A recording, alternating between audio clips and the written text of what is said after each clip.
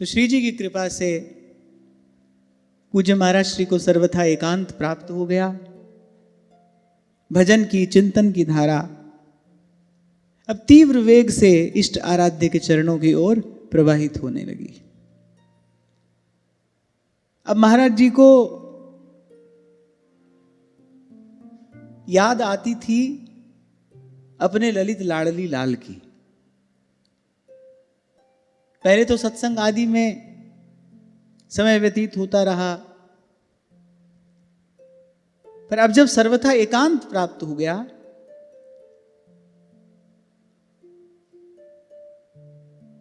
तब अपने प्राणाराध्य श्री लाडली लाल जी का स्मरण आपको होने लगा। महाराज जी को रह रहकर ये भाव मन में उठता था कि हमने जिनसे सेवा प्राप्त की उनको ये वचन दिया था कि जीवन की अंतिम श्वास तक तो सेवा करेंगे ही, उसके पश्चात भी जहां तक हो सकेगा सेवा की व्यवस्था करने की चेष्टा करेंगे। और हमसे सेवा नहीं हो पा रही है, और अभी वृंदावन में भी कोई ऐसी व्यवस्था नहीं थी, फक्कड़ रहनी से महाराज श्री रहते थे।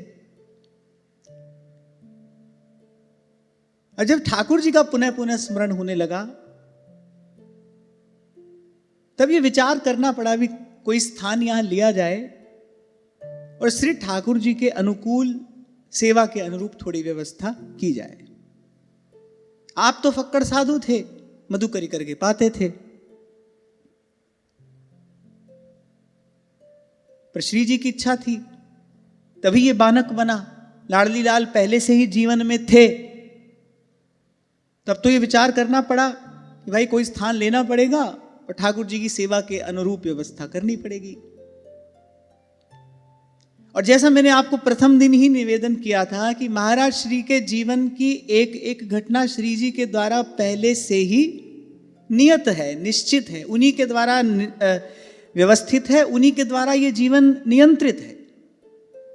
तो जिस स्थान पर आप हम बैठे हैं, ये स्थान श्री जी की इच्छा से महाराज श्री को प्राप्त हो गया। अब स्थान प्राप्त हुआ तो बड़ी लगन से लग गए कि शीघ्र अतिशीघ्र बस ठाकुर जी के लिए व्यवस्था हो जाए और शीघ्र अतिशीघ्र ठाकुर जी को श्री वृंदावन धाम ले आया जाए। तो इस सामने जहां आप ये रास मंडल देखते हैं, यहीं पर पहले श्री लाडली लाल जी का पुराना मंदिर निर्माण किया गया और बड़े सुंदर सात्विक तरीके से एक और श्री जी की रसोई, एक और श्री जी का शयन कक्ष और सामने बड़ा सुंदर अर्धचंद्राकार बरामदा था। हम जब वृंदावन आए, हम जब पहली बार हिताश्रम आए तो लाडली लाल तो यहीं पर विराजमान थे और वो पुराना मंदिर जो का त्यों वहां पर था। हमने खूब समय तक उसका दर्शन किया। जब श्री ठाकुर जी के अनुरूप व्यवस्था हो गई तो बड़े उत्साह में, बड़े भाव में भरकर महाराज श्री पहुंचे छत्तीसगढ़। वहीं पर ठाकुर जी विराजमान थे और दल बल के सहित श्री ठाकुर जी को उत्सव करते हुए, लाड़ लड़ाते हुए, मार्ग में भी श्री ठाकुर जी की अष्टयाम सेवा सुंदर रूप से करते हुए यहां श्री वृंदावन धाम आए और श्री ठाकुर जी को निज मंदिर में विराजमान किया।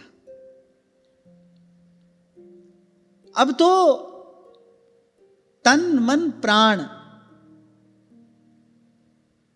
सब एक ही ओर हो गए। पहले तो तन यहां था, मन कभी भजन में, कभी अपने ठाकुर जी के पास पहुंच जाता था। सेवा की व्यवस्था किस प्रकार करूं, इसके लिए भी अनेक अनेक संकल्प मन में उठते थे, बड़ा स्वाभाविक है। पर अब जब श्री ठाकुर जी आ गए, श्री लाडली लाल जी वृंदावन आ गए, सुंदर रीति से निज मंदिर में विराजमान हो गए, अष्टयाम सेवा, और महाराज श्री की तो पहले ही दिन से बड़ी लगन थी अष्टयाम सेवा में। स्वयं अपने हाथ से सेवा करते थे, छोटे से छोटा कार्य अपने ही हाथ से किया करते थे। और जिनसे श्री ठाकुर जी का स्वरूप प्राप्त हुआ था उनको वचन भी यही दिया था कि मैं सेवा करूंगा, जब तक श्वास है तब तक सेवा करूंगा। और सेवा में आपकी रुचि थी, सेवा में आपकी बड़ी लगन थी, बड़े भाव चाव से, बड़े उत्साह में भरकर श्री ठाकुर जी का एक एक उत्सव मनाया करते थे। तो जब ठाकुर जी भी यहां आकर विराजमान हो गए तब इसके अतिरिक्त एक रसोपासक को और क्या चाहिए। वृंदावन धाम है, रसिकों का संग है, प्रिया प्रीतम विराजमान है, अष्टयाम सेवा है। अब इसके अतिरिक्त तो कोई और वस्तु प्राप्त करने को रह ही नहीं जाती। और जैसा वृंदावन आज आप हम देख रहे हैं, उस समय ऐसा वृंदावन नहीं था, बड़ा ही सात्विक वातावरण था। नित्य दर्शन करने वाले दर्शनार्थी भी बहुत कम आया करते थे। जहां तक दृष्टि जाए वहां तक फूली फली तरु लताओं का ही दर्शन होता था, बड़ा सात्विक वातावरण। तो मैं तो कभी कभी कल्पना करता हूं, इसके अतिरिक्त एक रसोपासक और क्या चाह सकता है। सुंदर सात्विक वातावरण हो, वृंदावन की रज हो, वृंदावन के रूख हो, वृंदावन की कृपा हो, श्री हरिवंश नाम हो, प्रिया प्रीतम की सेवा हो। ध्रुवदास जी कहते हैं, मानुष तन वृंदा विपिन रसिकन संग विवि रूप।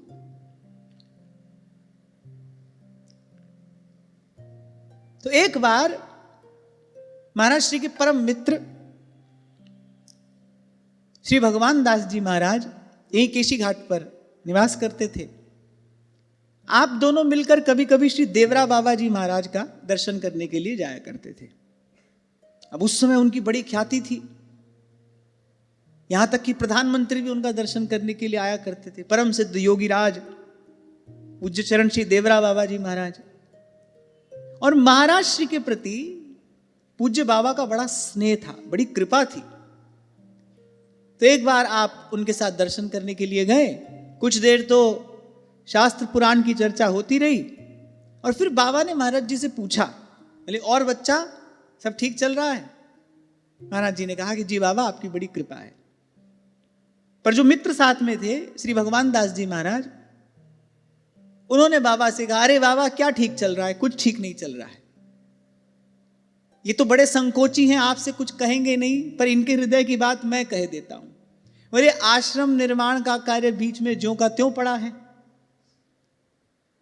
अब दर्शनार्थियों की संख्या भी बढ़ गई है, कभी कभी तो साधारण व्यवस्था में भी बड़ी कठिनाई हो जाती है। एक और श्री ठाकुर जी की सेवा है और इनका ये व्रत है कि हम वृंदावन से बाहर कहीं जाएंगे नहीं। तो ऐसी स्थिति में अर्थ का प्रबंध कैसे हो, ऐसी स्थिति में ये व्यवस्था कैसे हो। अच्छा, एक बात मैं यहां पर निवेदन करूं, केवल दो ही बातों को ध्यान में रखकर इस स्थान का निर्माण हुआ था, लाडली लाल की सेवा और सत्संग, जो कि इस स्थान के नाम से ही स्पष्ट है, श्री हिताश्रम सत्संग भूमि। और मैं कभी कभी विचार करता हूं कि एक महापुरुष का संकल्प आज नहीं तो कल फलीभूत तो अवश्य होता है। आज नहीं होगा तो कल होगा। क्यों?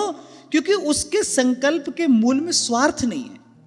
वो जो सोच रहा है, वो जो विचार रहा है, वो अपने स्वार्थ के लिए नहीं सोच विचार रहा है। अब जैसा मैंने आपको कहा कि उस समय कोई बहुत आबादी भी यहां नहीं थी और बहुत अधिक साधन व्यवस्था भी यहां नहीं थी। प्राय करके साधु बड़ी कठिनाई से भजन साधन युक्त अपना जीवन यापन करते थे। साधारण से साधारण वस्तु का भी अभाव हो जाया करता था। छोटी से छोटी वस्तु के लिए भी कभी कभी साधुओं को बड़ा कष्ट सहना पड़ता था। तो महाराज श्री ने देखा, महाराज जी ने कहा कि श्री ठाकुर जी विराजमान हो और कुछ संत भी यहां पर रहकर भजन करे, कुछ ऐसी व्यवस्था हो जाए। तो इस स्थान के निर्माण के मूल में दो ही बातें थी, लाडली लाल की सेवा और सत्संग। और देखिए श्री जी की अहेतु की कृपा, उत्तराधिकारी के रूप में हमारे महाराज जी मिले और महाराज जी के यहां आते ही यहां तो नित्य उत्सवों का क्रम आरंभ हो गया, जो अद्यावधि चल ही रहा है। और मैं भी कभी कभी विचार करता हूं कि पीछे घटी घटनाओं का जब कभी चिंतन करता हूं, तो जब कोरोना का समय आया, ये 2020 की बात है, यमुना किनारे कथा हुई थी और उसके बाद हमारा 2 वर्ष का कार्यक्रम निश्चित था। अगले 2 वर्ष का कार्यक्रम उससे पहले निश्चित था। कोरोना आ गया, एकाएक सब रुक गया, सब थम गया। वृंदावन में कुछ काल सतत रहने को मिला। उससे पहले तो भाई 1 दिन आए, 2 दिन रहे, फिर लौट गए, फिर आए, फिर लौट गए, यही क्रम चलता रहता था। कुछ काल यहाँ वृंदावन में रहने को मिला। और मैंने आपको एक प्रसंग सुनाया था, किसी यमुना जी के किनारे कथा हुई थी। अंतिम दिन मैंने श्री यमुना जी से भाव में यही कह दिया था, श्री वृंदावन वास बधाई पाई हूं। तो श्री यमुना जी तो मानो देने को तत्पर ही थी। और उसके बाद ऐसी कुछ लीला हुई कि बस मन भी ऐसा हो गया, श्री जी की कृपा से व्यवस्था भी ऐसी हो गई कि भाई अब वृंदावन वास ही करेंगे, अब ये भटकना बहुत हो गया, अब कहीं नहीं जाएंगे। अब कुछ काल ही अभी बीता था और महाराज श्री ने कृपा की और यहां सत्संग की व्यवस्था हो गई। तो मैं पीछे मुड़कर देखता हूं तो मुझे लगता है कि वस्तुतः हम आज तक अपने लिए जो भी सोचते रहे वो व्यर्थ में ही सोचते रहे। श्री जी ने अपनी कृपा से सब व्यवस्था पहले ही बनाकर रखी थी। तो इस घटना से ये प्रेरणा प्राप्त हुई कि भाई अब कल का विचार नहीं करना है, श्री जी ने कर रखा है, हमको कल का विचार नहीं करना है, कल क्या होगा, कल क्या करना है, ना इसका विचार करना है, ना इसकी चिंता करनी है, श्री जी ने सब विचार करके रखा है। और मैं कभी कभी सोचता हूं कि देखो कोई ना कोई पूर्व का संबंध महाराज जी के चरणों से अवश्य रहा होगा कि पहली बार जब वृंदावन आए तो आते ही श्री हिताश्रम में ही आना हुआ। अब हजारों स्थान थे भाई उस समय भी, यहाँ पर कहीं नहीं गए, यहीं आए। यहाँ आते ही महाराज श्री का सत्संग प्राप्त हो गया और सत्संग ऐसा लगा कि फिर उसके बाद कहीं जाने की इच्छा ही नहीं हुई। महाराज श्री के सत्संग की कृपा से मन को ऐसी ठौर मिल गई, ठिकाना मिल गया कि कहीं जाने की इच्छा ही नहीं हुई। और फिर वृंदावन वास का प्रसाद देने के बाद करुणामयी श्री जी ने सत्संग की व्यवस्था की, वो भी महाराज श्री के ही चरणों में की। वृंदावन आने पर जो प्रथम दर्शन हुआ, राधा वल्लभ जी और श्री बिहारी जी का दर्शन बाद में हुआ, पहले श्री लाडली लाल जी का दर्शन हुआ। आपको एक प्रसंग और सुनाता हूं। वृंदावन में जब पहली बार सत्संग होना था तो यही कार्तिक का मास था। अक्षय नवमी से लेकर देवोत्थानी एकादशी तक 3 दिन का सत्संग निश्चित हुआ था मदन टेर पर, पहली बार। अब जब मदन टेर पहुंचे एक दिन पहले शंभू जी सब व्यवस्था देखने के लिए, तब वहां पर पता चला कि भाई अक्षय नवमी के दिन तो बड़ी भारी परिक्रमा निकलती है और जो एकादशी तक चलती है। तो इन्होंने मुझसे आकर कहा, बोले बड़ा कोलाहल भी वहां पर होगा, बड़ी भारी परिक्रमा वहां से निकलती है, तो वहां तो सत्संग के लिए जो वातावरण चाहिए वो शायद वहां पर उपलब्ध ना हो सके, तो कहीं स्थान परिवर्तन करना चाहिए। महाराज श्री से कहा तो महाराज जी ने कहा हाँ हाँ क्यों नहीं, यही करो। तो पहली सत्संग की सेवा भी जो यहाँ पर निवेदन हुई वो भी लाडली लाल के ही चरणों में निवेदन हुई। वो भी लाडली लाल ने अपनी सन्निधि में ही अवसर हमको प्रदान किया। तो मैं देखता हूं कि हमारा सोचना विचारना सब व्यर्थ है। तभी संत कहते हैं तेरे मन कुछ और है और करता के कुछ और। समझते समझते ये समझ में आई, अब आकर इस बात का गुरुजनों की कृपा से थोड़ा भरोसा हुआ। आपका भाई कल का कोई विचार नहीं करना है, कल के लिए कुछ नहीं सोचना है, श्री जी की इच्छा से सब हुआ है, श्री जी की इच्छा से हो रहा है, श्री जी की इच्छा से ही होगा। बड़ी कृपा है। और मैं तो आपसे कई बार कहता हूं, जो सोचा था वो भी मिला और जो नहीं सोचा था वो भी मिला। हमारी सामर्थ्य में तो कुछ था नहीं, श्री जी की सामर्थ्य से जो कभी सोचा नहीं था वो भी हो गया। तो इस स्थान का निर्माण हुआ था सत्संग और सेवा के लिए। और मैं ये देखता हूं कि एक महापुरुष का संकल्प, जिसके मूल में परहित का भाव है, जिसके मूल में स्वार्थ नहीं है, जिसके मूल में परमार्थ है, वो आज नहीं तो कल फलीभूत अवश्य होता है। क्योंकि परमार्थ सनातन बीज है, उसका नाश नहीं होता, वो कभी नष्ट नहीं होता। परमार्थ सनातन बीज है, परहित सरस धर्म नहीं भाई। और धर्म भी कैसा है? सनातन धर्म है जो नष्ट नहीं होता। तो श्री भगवान दास जी महाराज ने कहा, बोले बाबा क्या ठीक है, ये तो संकोच से कुछ कह नहीं रहे, आश्रम का कार्य बीच में जो का त्यों पड़ा है और व्यवस्था अब ठीक से हो नहीं पा रही है, और ये वृंदावन धाम छोड़कर अपने ठाकुर जी की सेवा छोड़कर कहीं जाते नहीं। तो श्री देवरा बाबा जी महाराज ने महाराज जी की ओर देखते हुए कहा, अरे बोले आप परम विद्वान हैं और दिव्य भव्य आपका स्वरूप है। आपसे कहा था मैंने कि महाराज जी का जो व्यक्तित्व था उसमें भी एक अद्भुत प्रभाव था, बड़ी गहन गंभीर मर्म स्पर्शी उनकी वाणी। मुझे तो वो एक ही क्षण स्मरण है, श्री लालजू की छठी थी, आप यहां दर्शन करने के लिए आए, राजभोग का समय था, महाराज श्री को भी यहां से दर्शन करके बगीचे में वहां अचल विहार में लौट जाना था, हमको भी अपने घर वापस लौट जाना था। उस समय महाराज जी का जो आशीर्वाद प्राप्त हुआ, महाराज जी की वो जो पैनी दृष्टि, वो गहन गंभीर स्वर, मैं तो समझता हूं कि भाई हम धन्य हैं कि जाते जाते महाराज श्री हमको वो कृपा प्रसाद प्रदान कर गए। उनका दर्शन हुआ, और दर्शन माने ऐसा साधु नाम दर्शनम पुण्यम, आपको लगे हाँ भाई किसी संत का दर्शन हुआ है। ऐसा अद्भुत उनका व्यक्तित्व, ऐसा उनका आभा मंडल, विलक्षण उनकी प्रतिभा।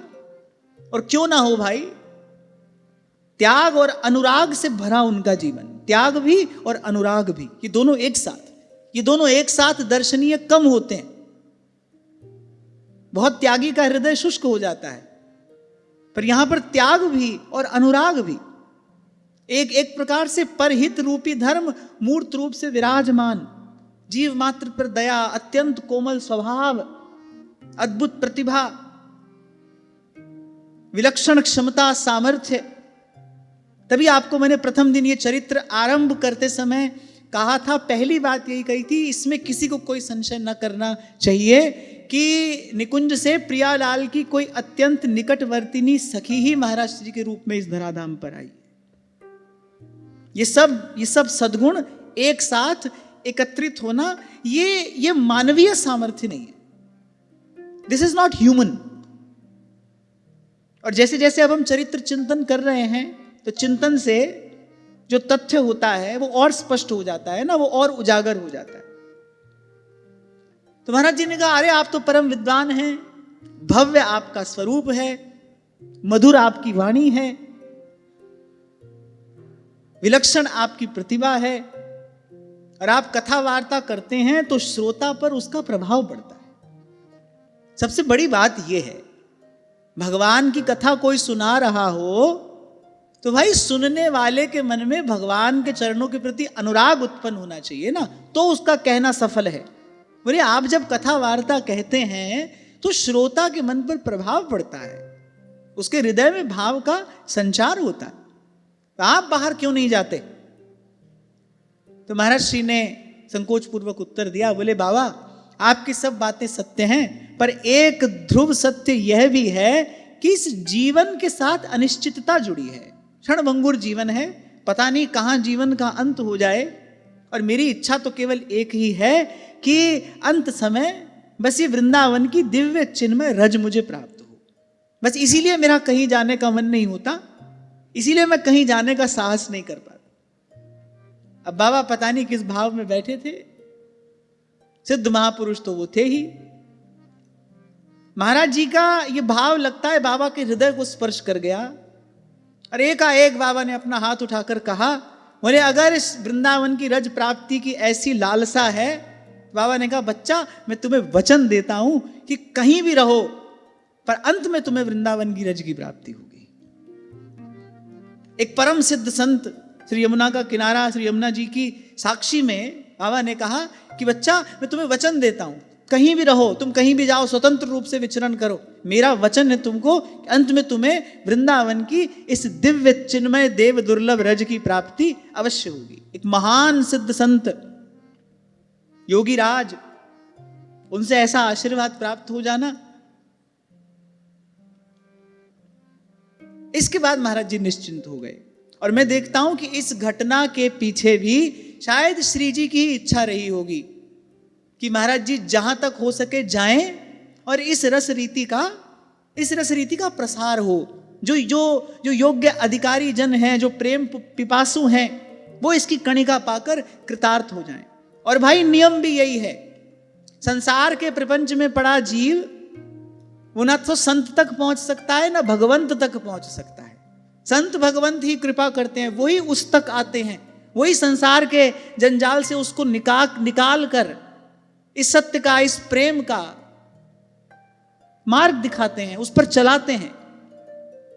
श्री जी की इच्छा रही होगी, महाराज जी के लिए ऐसी व्यवस्था कर दी। और मेरा तो ऐसा बड़ा पक्का विश्वास है, संत के मुख से भगवान ही बोलते हैं। अगर आपके बिना प्रयास के, आपकी बिना किसी खींचातानी के अगर सहज में संत कुछ कह रहा है ना, तो आप समझो वो वाक्य जो है ना, वो ब्रह्म वाक्य है। संत वचन पलटे नहीं, संतों की वाणी है। पलटू साहब कहते हैं संत वचन पलटे नहीं, अरे पलट जाए ब्रह्मंड। क्यों? क्योंकि साधु बोले सहज सुभाए। साधु ने जो कहा है उसमें उसका कोई स्वार्थ नहीं है। साधु बोले सहज सुभाए, और साधु का कहा वृथा नहीं जाए। और बाबा ने तो कहा कि बच्चा मेरा वचन है, तुम कहीं भी विचरण करो पर अंत में तुम्हें इस रज की प्राप्ति होगी। और ऐसी एक दो घटनाएं महाराज जी के जीवन में घटी। एक बार तो बड़ा बड़ा भयानक एक्सीडेंट हुआ। सत्संग के लिए आप जा रहे थे और मामूली सी खरोंच आई। जब लोगों ने पूछा, चिंता व्यक्त करते हुए कहा, तो बोले मेरे लिए किसी को चिंता करने की आवश्यकता नहीं है। बोले पूज्य बाबा का आशीर्वाद सदा मेरे साथ है। मुझे एक बात निश्चित रूप से ज्ञात है, अंत में मुझे वृंदावन धाम मिलेगा। और मुझे लगता है भाई सारा साधन इसीलिए किया जाता है। श्री यमुना जी का तट हो, वो सुंदर वंशी वट हो, मेरा सावरा निकट हो, जब प्राण तन से निकले, इतना तो करना स्वामी, जब प्राण तन से निकले। इसलिए श्री डोंगरे जी महाराज ये बात कहा करते थे, बोले जीवन कैसा व्यतीत हुआ, आपने कैसा जीवन व्यतीत किया है। बोले वो अंत समय जो है ना, बस वही परीक्षा का क्षण है, वही बताएगा कि आपका जीवन कैसा था। जैसे कई बार मैं एक उदाहरण दिया करता हूं कि एक बच्चा सारा साल किताब हाथ में लेके पढ़ा रहे, जब देखो पढ़ ही रहा है, जब देखो पढ़ ही रहा है। माता पिता जब देखते हैं, देखिए किताब खोल के बैठा है, पढ़ ही रहा है।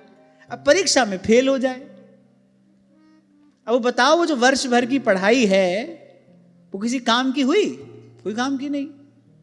और एक बच्चा वर्ष भर खेलता कूदता है, परीक्षा आती है थोड़ी देर के लिए पढ़ लेता है, बड़े अच्छे अंक लेकर उत्तीर्ण हो जाता है। अब भाई सारे साल की पढ़ाई तो अंत में परीक्षा में उत्तीर्ण होने के लिए है। ऐसे जीवन कैसा है, वो जो अंतिम समय है ना, वो उसकी परीक्षा है, वो प्रमाण है, वो क्षण निश्चित करेगा कि आप इस जीवन की परीक्षा में उत्तीर्ण हुए कि अनुत्तीर्ण हुए, पास हुए कि फेल हुए। अच्छा, यहां बीच में कुछ नहीं है, यहां फर्स्ट सेकंड थर्ड क्लास नहीं है, या तो पास हुए या फेल हुए। भगवान का स्मरण हुआ, भगवत चरणारविंद की स्मृति हो गई तो पास हो गए, और नहीं हुआ तो फिर फेल हो गए। फिर तो आए हैं सो जाएंगे, राजा रंक फकीर।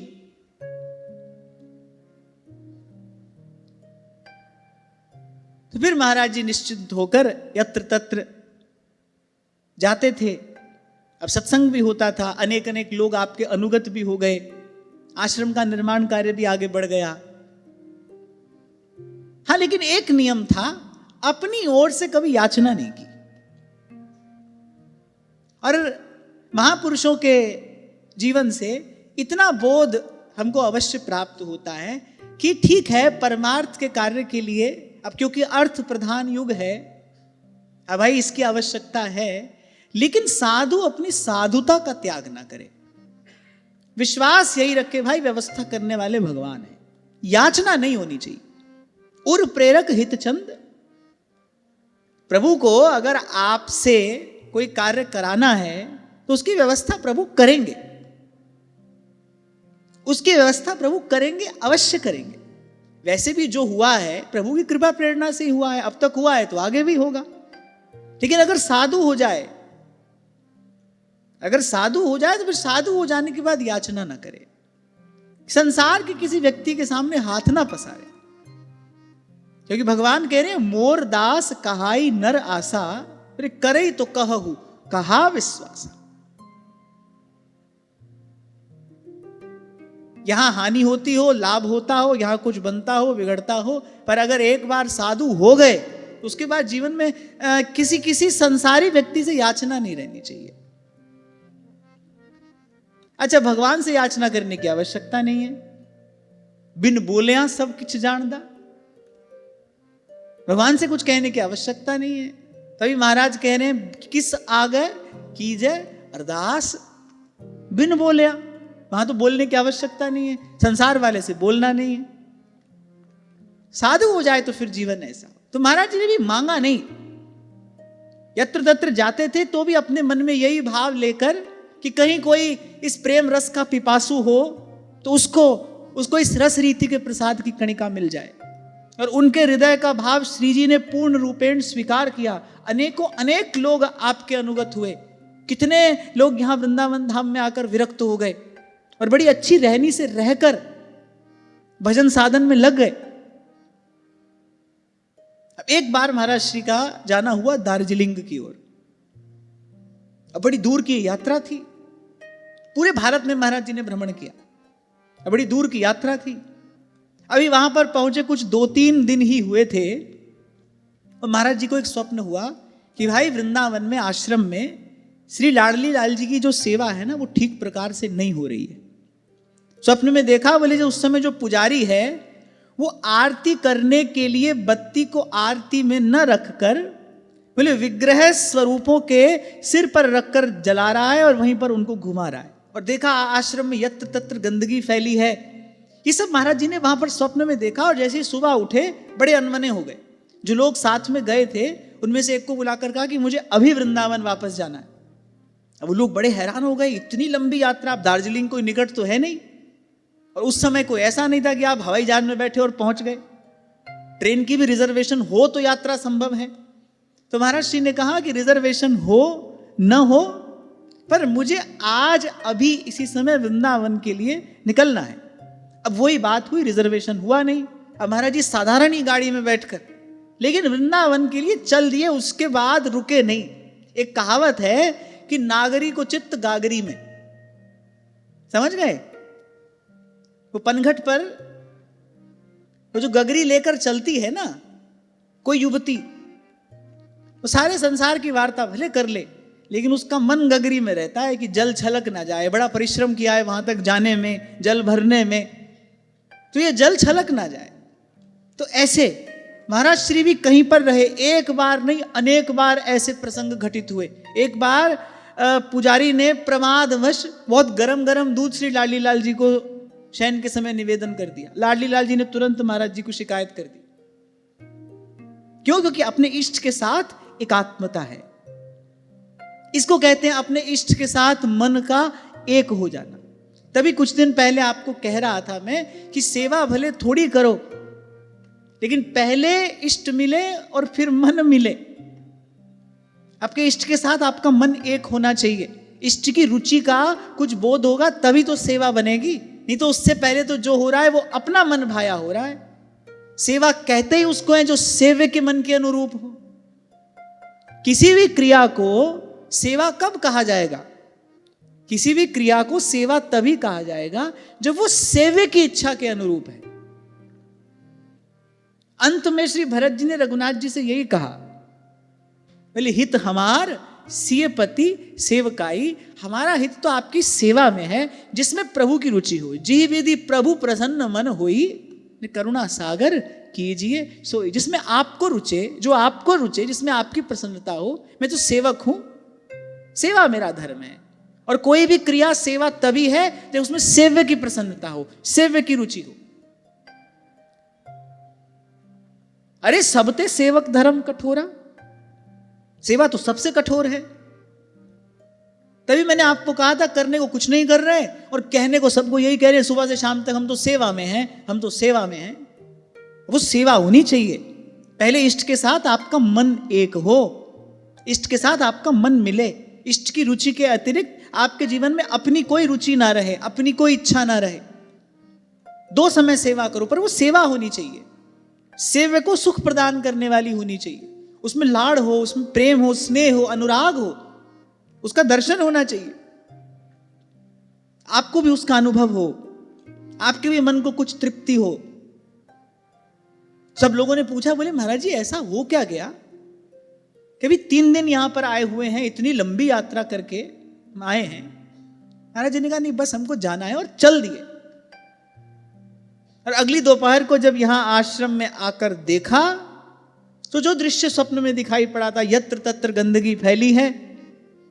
बोले आश्रम में किसी ने 2-4 कुत्ते के पिल्ले और पाल लिए पीछे से, जिन्होंने यत्र तत्र मल त्याग कर दिया है।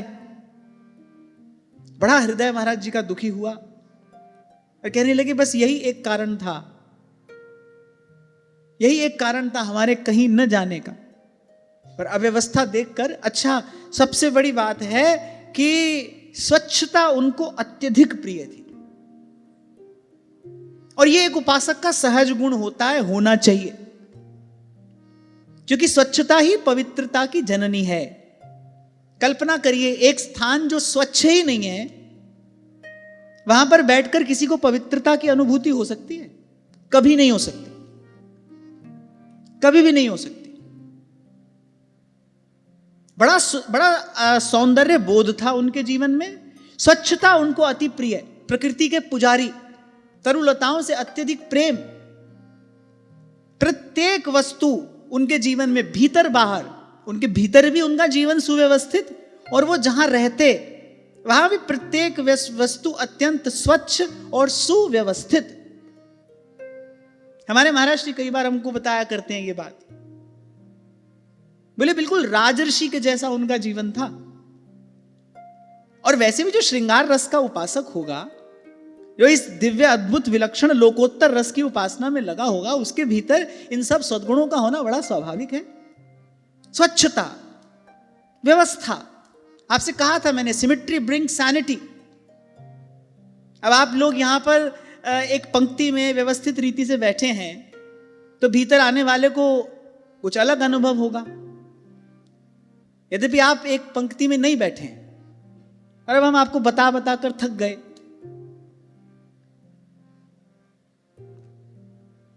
पर मुझे कहना पड़ेगा, कहना चाहिए, जहां से हमने ये अनुशासन सीखा, श्री राम शरणम, आज भी आप वहां पर जाइए, हजारों की संख्या में भी अगर लोग आकर बैठे हैं, तो एक के पीछे एक व्यक्ति आपको बैठा मिलेगा। वहां किसी को अब बताने समझाने की आवश्यकता नहीं है।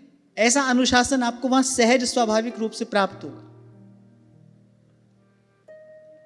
मानव मन पर इसका सीधा सीधा प्रभाव पड़ता है। तो बिल्कुल राजर्षि के जैसा आपका जीवन, सौंदर्य बोध अद्भुत आपके जीवन में। हमारे लिए भी बहुत लोग कह देते हैं, बोले बड़े ऐश्वर्य में रहते हैं। ऐश्वर्य में नहीं रहते भाई, हाँ बस इतना है कि मेरे आसपास जो भी है वो आपको साफ सुथरा मिलेगा, स्वच्छ मिलेगा और सुव्यवस्थित मिलेगा।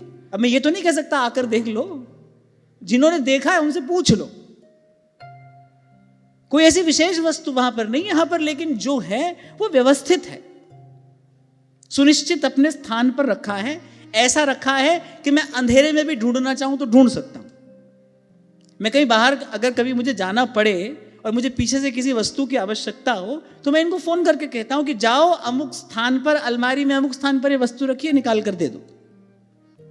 और ये मेरे स्वभाव में है, ये मेरे व्यक्तित्व का एक अभिन्न अंग है। ऐसे ही रह सकता हूं मैं और ऐसे ही रहूंगा।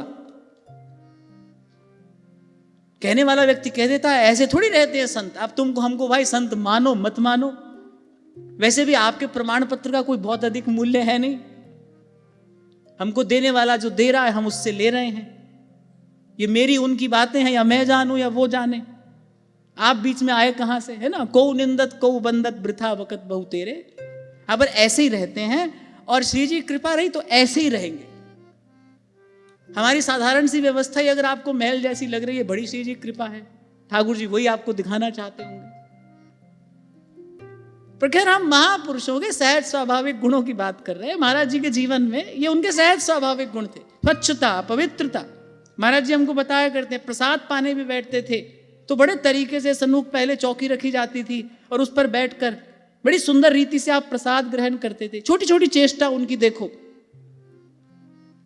आपसे कभी कहा था मैंने, एक व्यक्ति अगर अनुशासित है तो वो सुबह जगने से रात सोने तक प्रत्येक क्रिया में अनुशासित होगा। यदि उसके जीवन में व्यवस्था है तो फिर उसके जीवन में आपको सांगोपांग व्यवस्था का दर्शन होगा। ऐसा नहीं कहीं व्यवस्थित है कहीं नहीं, कहीं अनुशासित है कहीं नहीं, ऐसा नहीं होता है। आप अपने व्यक्तित्व को हिस्सों में बांट नहीं सकते, और कम से कम एक साधक तो ऐसा कभी नहीं कर सकता, वो कभी करेगा नहीं। तो जैसा है वैसा है, सबके सामने है। तो जैसा है वैसा है और सबके सामने है।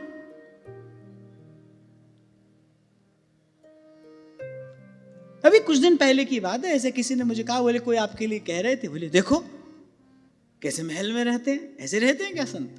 हाँ भाई हम तो ऐसे ही रहते हैं, ऐसे ही रहेंगे।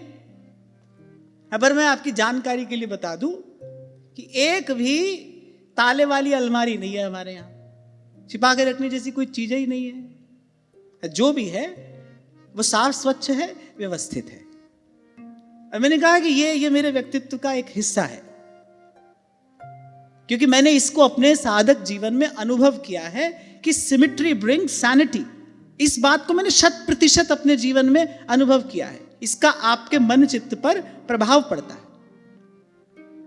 हाँ, एक युक्ति मैं आपको बता सकता हूं, आपको अनुभव करके देखना हो तो देख लेना।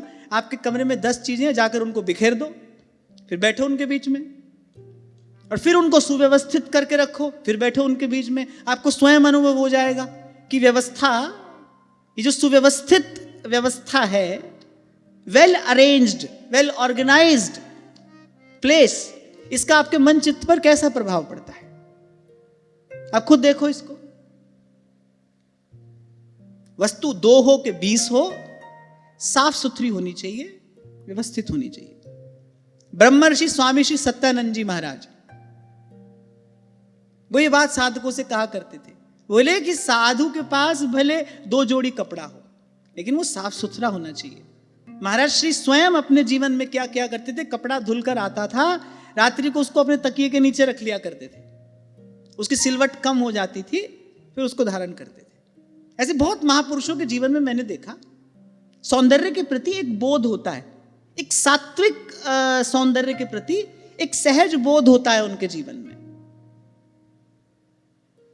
परम पवित्र वार्ता हम यहां पर करते हो, 10 मक्खी भिन भिन आती हो, ये तो बड़ा कठिन है भाई, मेरे लिए तो बड़ा कठिन है।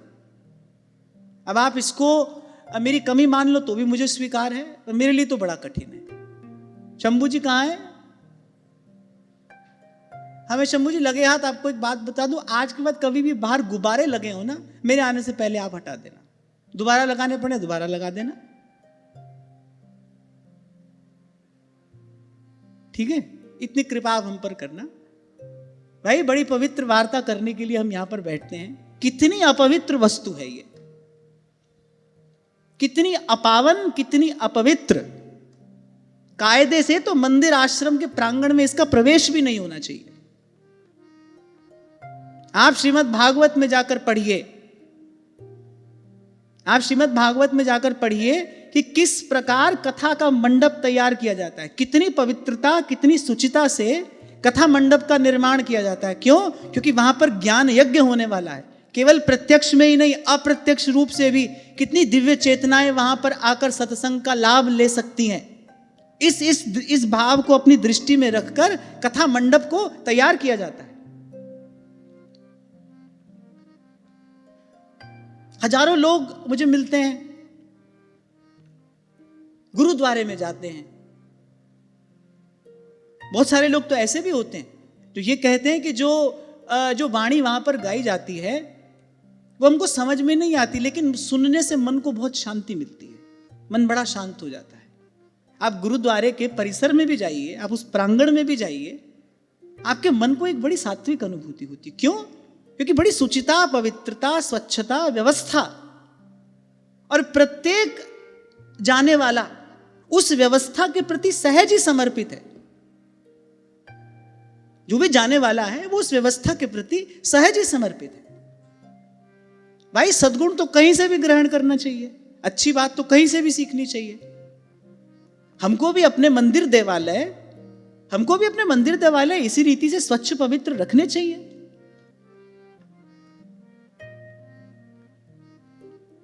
इसकी ओर अवश्य प्रयास किया जाना चाहिए।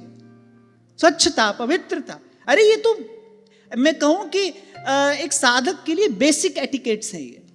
ये तो बहुत साधारण शिष्टाचार है एक साधक के लिए, एक उपासक के लिए। स्वच्छता, पवित्रता, उसके अपने जीवन में भीतर भी और बाहर भी, वो जिस व्यवस्था में रहे वहां पर भी। बिल्कुल ये नहीं कहा जा रहा है कि 4 चीज हमको चाहिए ना, जो भी हमारे पास है वो व्यवस्थित होना चाहिए, वो स्वच्छ होना चाहिए।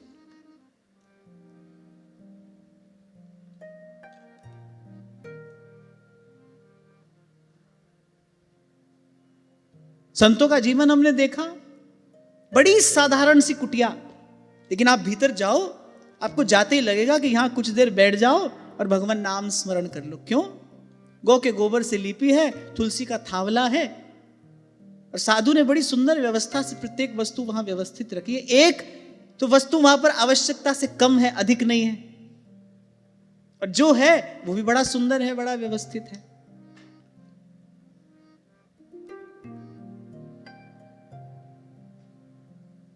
और यहां से आपकी वास्तविक रुचि, आपकी वास्तविक वृत्ति, आपके वास्तविक स्वभाव का भी परिचय प्राप्त होता है। अब जहां देखो वहां कबाड़ सा फैला है, कोई वस्तु कहां है, कोई वस्तु कहां, ये बताती है कि आप वस्तुतः अपने जीवन में भी कितने अव्यवस्थित हैं। अगर अव्यवस्था आपको रुच रही है, अव्यवस्था ही आपको प्रिय लगती है, तो ये कहीं ना कहीं आपके वास्तविक स्वभाव का, आपके आंतरिक व्यक्तित्व का भी परिचय देता है। और मुझे लगता है कि इन सब छोटी छोटी बातों को आप अपनी दिनचर्या का हिस्सा बनाओ तो कोई बहुत अधिक देर थोड़ी लगती है। भाई, एक वस्तु को यहां भी रखना और एक वस्तु को उसके स्थान पर भी रखना, वो वस्तु कहीं ना कहीं तो रखी रहेगी ना। उस वस्तु को कहीं ना कहीं पड़े रहने के लिए स्थान चाहिए ना, क्यों ना उसको यथास्थान रखा जाए। इसमें कोई बहुत अधिक परिश्रम नहीं करना पड़ता, और कोई ऐसे भजनानंदी हो भी नहीं या हमारे तुम्हारे पास समय नहीं है। चलो कोई ऐसा हो गया है जो बिल्कुल ही परमहंस हो गया है, जिसको अपने दे गे की सुध ही नहीं है, तो बात दूसरी है। उसके लिए हम ये बात कह भी नहीं रहे, हम तो आपके हमारे लिए ये बात कह रहे हैं। फोन पर घंटों बैठ के बकबक कर रहे हैं, किसी की निंदा चुगली कर रहे हैं, 1 घंटा बैठकर रील देख रहे हैं, इतना सबका समय है। अरे इस सब समय का सदुपयोग करो, अपने जीवन को व्यवस्थित बनाओ, सुंदर, स्वच्छ, पवित्र, व्यवस्थित। क्योंकि भाई मैंने इन सब बातों के नाम पे साधकों को बहुत प्रमादी होते हुए देखा है, बड़ा प्रमाद उनके जीवन में। क्या कर रहे हैं? भजन कर रहे हैं, सेवा कर रहे हैं, भजन कर रहे हैं, सेवा कर रहे हैं, कर कुछ नहीं रहे हो, कुछ भी नहीं रहा।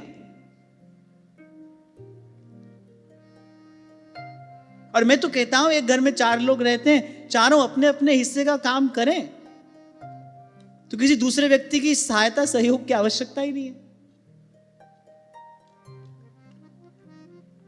श्री सुधर्म बोधिनीकार कहते हैं, चींटी सोले जुगल तक सब सोहित निष्काम। ऐसे ही वो साधक है, वो कण से लेकर मन तक सब कुछ साधता है, तभी साधक है।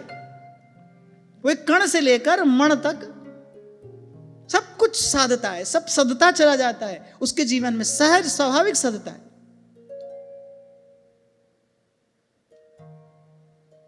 तुम्हारा श्री वृंदावन आए, लौट कर आकर देखा, बड़ा ही मन उनका दुखी हुआ, व्यथित हुआ। यद्यपि वो सदा प्रसन्न चित्त रहने वाले महापुरुष, प्रसन्नता उनके श्रीमुख का भूषण, उनके श्रीमुख का श्रृंगार। अरे कभी कोई सुंदर फूल माला उनको पहना दिया करता था तो आशीर्वाद की वर्षा उस पर कर दिया करते थे। सुंदर पुष्प माला देखकर इतने प्रसन्न हो जाया करते थे। और कोई कह दे कि श्री राधा वल्लभ या श्री बिहारी जी की प्रसादी माला है, फिर तो कहना ही क्या, फिर तो उसको अंक में ही भर लें। ऐसा सुंदर, स्नेह से भरा, कोमल बालक के जैसा उनका हृदय, कभी ना उदास, ना निराश, ना कभी अप्रसन्न। चोरी हो गई एक बार आश्रम में और अच्छी खासी हानि हुई, ले गए चोर सब। एक महात्मा आए, बोले महाराज जी कुछ रिपोर्ट कराएं, चोरी हो गई, बड़ी भारी चोरी। उन्होंने कहा भाई किसी ने दिया था, कोई ले गया, हम बीच में कहां से आए। श्री जी की इच्छा होगी फिर सब व्यवस्था हो जाएगी। और आप बड़े प्रेम से बाल भोग करते रहे। दूसरे महात्मा बड़े चिंतित हो गए, वो बेचारे दौड़े आए, सुनाए महाराज जी चोरी हो गई और अच्छी खासी हानि हुई, चोर बहुत सब सामान ले गए। बोले अब छोटी छोटी बात के लिए कौन चिंता करे, बोले इतनी छोटी छोटी बात की कौन चिंता करे। किसी ने दिया था, कोई ले गया, कोई लेकर आया था, कोई लेकर चला गया। और बोले यही संसार है, हमारे लिए संसार का स्वरूप थोड़ी बदल जाएगा, हमारे लिए संसार का नियम थोड़ी बदल जाएगा। ध्यान रखना आपके जीवन में कोई वस्तु लेकर आया है, कोई उसको लेकर भी जाएगा। इसी को जीवन का प्रवाह कहते हैं।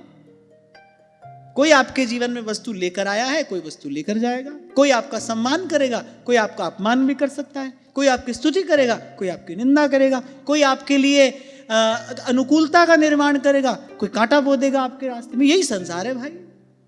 पर वो सब आने जाने, देने लेने और खोने पाने के पीछे है क्या? निज कृत कर्म भोग सब भ्राता।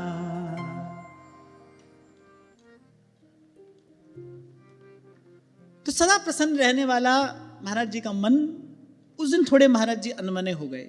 उस दिन मन थोड़ा खिन्न हो गया। आश्रम में जब बड़ी अव्यवस्था देखी, असुचिता अपवित्रता जब आश्रम में देखी, तो उनका मन खिन्न हो गया। अच्छा, छोटे से छोटा कार्य करने में भी संकोच नहीं करते थे। आश्रम की नाली तक अपने हाथ से महाराज जी ने अपने जीवन काल में साफ की है। और यही आचार्य का लक्षण होता है। उपदेश नहीं करना, आचरण करना, करके दिखाना, करके दिखाना। अब बहुत सारे छोटे मोटे काम होते हैं भाई। मैं अगर अपनी बात करूं तो मुझे लगता है कि मुझे ही उनको करने में प्रसन्नता होती है, मुझे ही उनको करने में सहजता रहती है। एक बार किसी ने पूछा ऐसा क्यों, तो मैंने कहा भाई क्यों का जवाब तो ये है, पहले किसी से कराओ, फिर अगर अच्छा ना लगे तो उसको समझाओ, फिर भी वो बेचारा ठीक से न कर पाए, फिर उसको डांटो, फटकारो, अपना मन मैला करो, अपने मन में खिन्नता हो। अरे जब तक भगवान ने स्वस्थ शरीर दिया है तब तक आप ही क्यों नहीं करो, तब तक स्वयं क्यों नहीं करो। और मैंने तो आपसे बहुत पहले भी कहा था कि महापुरुषों के दिए हुए कुछ ऐसे मूल मंत्र होते हैं जो जीवन भर आपकी राह आलोकित करते हैं, प्रकाशित करते हैं। ऐसे अनेक अनेक संतों महापुरुषों की वाणी वही हमारे जीवन का आधार है। संत सभी गुरुदेव हैं, सभी संत गुरु स्वरूप में विराजमान हैं, और उनकी वाणी, उनके शब्द हमारे लिए मंत्र हैं। और उन्हीं कुछ सूत्रों में, उन्हीं कुछ सिद्धांतों में गुरु साहेब के श्रीमुख से प्रकट हुए ये 3 शब्द, किरत करो, नाम जपो और वंड छक्को। 3 शब्दों में एक प्रकार से उन्होंने आपको पूरी जीवन शैली दे दी, आर्ट ऑफ लिविंग, जीवन जीने की कला। किरत करो, साधक को पुरुषार्थी होना चाहिए। अप्रमत्तेन, उपनिषद कहते हैं, किसी भी प्रकार से जीवन में प्रमाद ना आने पाए। खाए खाए पड़े रहोगे तो प्रमाद ही आएगा, और क्या होगा। साधक को सदा पुरुषार्थी होना चाहिए, पुरुषार्थ करता रहे। इसीलिए कई बार आपसे मैंने कहा, कभी भूल से भी अपने मन में यह भाव नहीं आना चाहिए कि हमको किसी से सेवा करानी है, कोई हमारी सेवा करे, हम करें सबकी सेवा, सबकी। यहां एक बड़ा सुंदर प्रसंग लिखा है। महाराज जी एक बार यहां से अचल विहार की ओर जा रहे थे गाड़ी में बैठकर।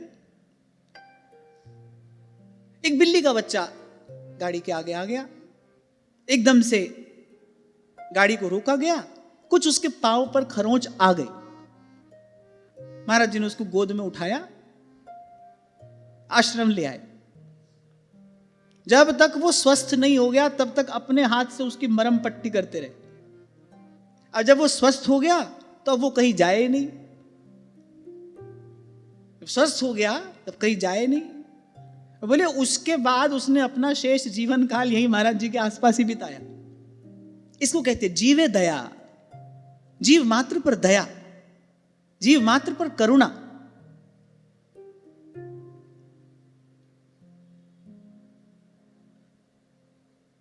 ये सब सद्गुण जो हैं, इन्हीं के संचय के लिए हम इस चरित्र का चिंतन कर रहे हैं। इसलिए आपको बार बार कहता हूं, सेवा की जब बात आए कभी नहीं सोचना इसकी करेंगे उसकी नहीं करेंगे।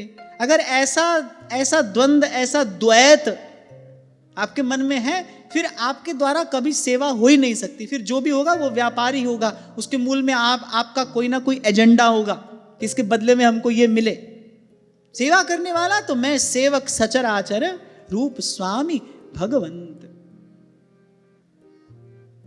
कभी महाराज कहते तुद आ गए अरदास हमारी, कि जीव पिंड सब तेरा, कहु नानक सब तेरी वड्याई, कोई नाम न जाने मेरा। सेवा तो जब भी मिले समझना भाई प्रभु ने हमको ये स्वर्णिम अवसर दिया है, कुछ कर लेने का, कुछ पा लेने का, कुछ साध लेने का। स्वयं को साधने के लिए सबसे सिद्ध युक्ति है सेवा। यहां पर मैंने कहा सेवा जो निष्काम भाव से हो, सेव्य के सुख के लिए हो। किसी जीव की भी हम सेवा कर रहे हैं ना, तो अपने मन में यही भाव रखना है, भाई ये प्रभु की रचना है, साईं के सब जीव हैं, कीड़ी कुंजर दोए, चींटी भी उसी की है, हाथी भी उसी का है, बोले साईं के सब जीव हैं, सेवा करनी है, इसी भाव से सेवा करनी है, मेरे प्रभु का जीव है भाई, इसकी सेवा करने से मेरे प्रभु को प्रसन्नता हो, इसलिए सेवा करनी है।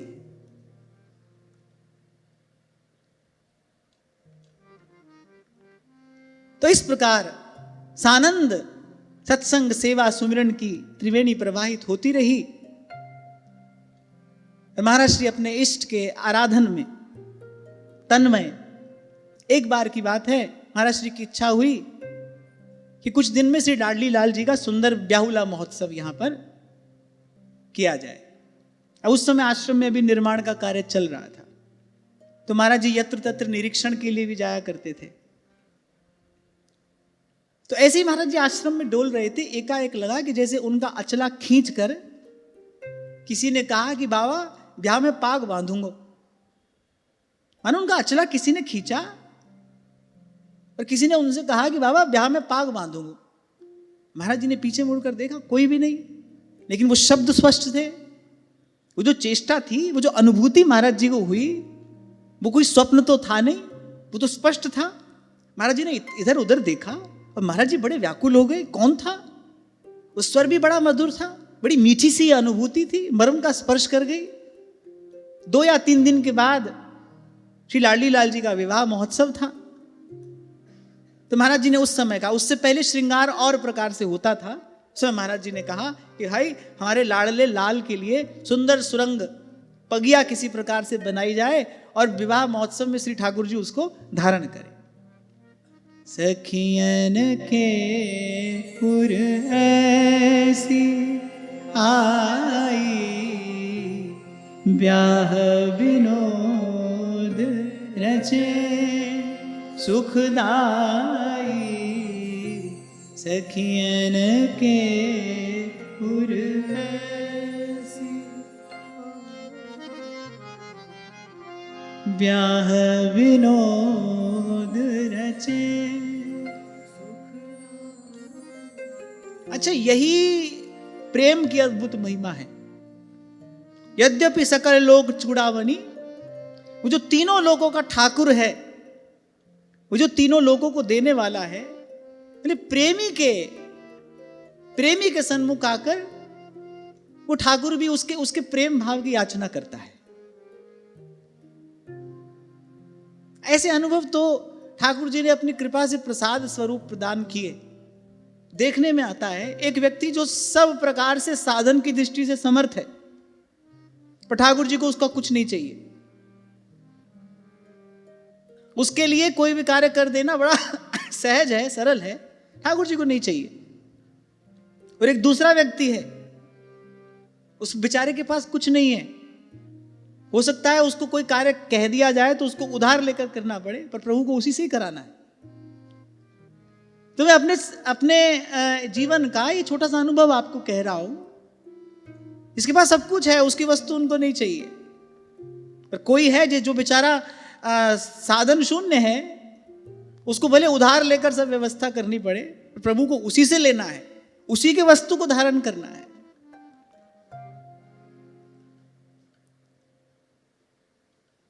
तो विवाह महोत्सव तो अभी 2 दिन के बाद था, पर उस विवाह का वो जो भाव था, वो चाव था, सखियन के उर ऐसी आई, वो जो ब्याह का जो विनोद था, वो उसी क्षण से महाराज श्री के हृदय में उत्तरोत्तर प्रवृद्धमान होने लगा।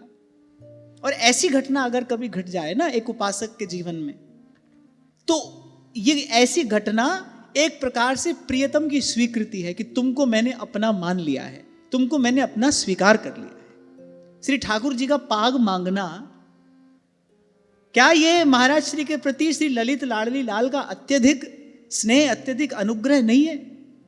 ऐसी कभी अनुभूति हो ना, एक बात, कभी उसमें कोई संशय नहीं करना चाहिए।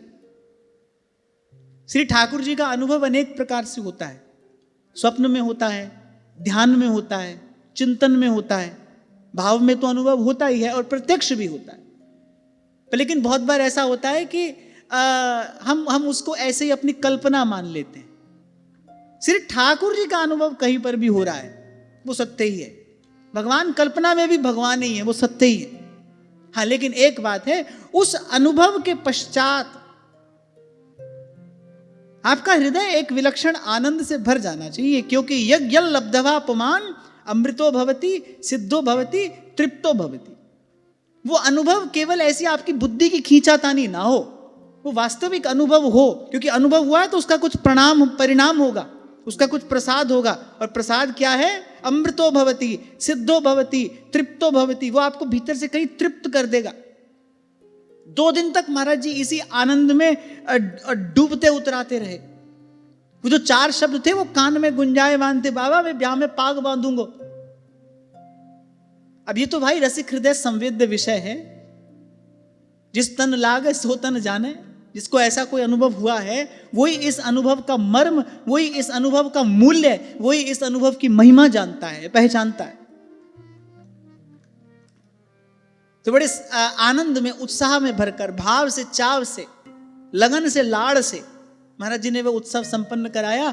और मुझे लगता है कि एक साधक उपासक को ऐसा कोई संकेत इष्ट आराध्य की ओर से प्राप्त हो जाए तो फिर तो सेवा में लगन, सेवा में भाव, सेवा का चाव, सेवा में उत्साह, आनंद 4 गुना क्या 100 गुना बढ़ने लगता है।